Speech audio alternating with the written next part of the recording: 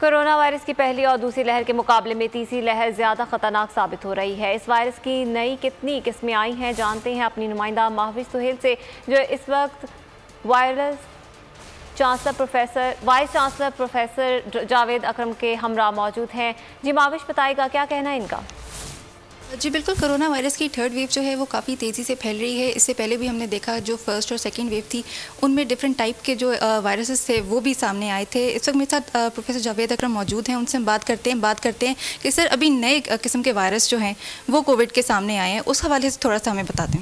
अभी जो इस वक्त सबसे ज़्यादा जिसकी वजह से ये एस्केलेट की, जिसको हम थर्ड वेव कह रहे हैं, ये B117 की वजह से थी, जो यूके से पाकिस्तान में एंटर हुआ। और ये जितनी भी वेरिएशंस आ रही हैं या जितनी म्यूटेशंस आ रही हैं, ये सब स्पाइक प्रोटीन्स में आ रही हैं। ज़्यादातर स्पाइक प्रोटीन्स वो हैं जो इसके ऊपर कांटे लगे हुए हैं, वायरस के अंदर इतनी ज़्यादा नहीं आ रही। अभी तक तकरीबन 113 के करीब म्यूटेशंस आ चुकी हैं और वेरिएशंस तो हज़ारों में आ चुकी हैं।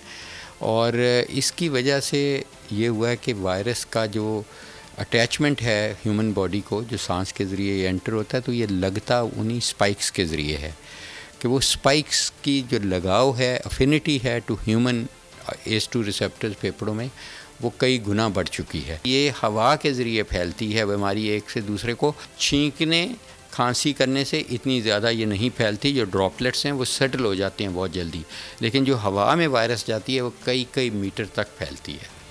जी बिल्कुल, नई थ्योरी भी सामने आई है कि जिस तरह हम लोग पहले समझ रहे थे कि ड्रॉपलेट्स के थ्रू ये फैलता है कोरोना, लेकिन ये अब एयर के वो फैल रहा है।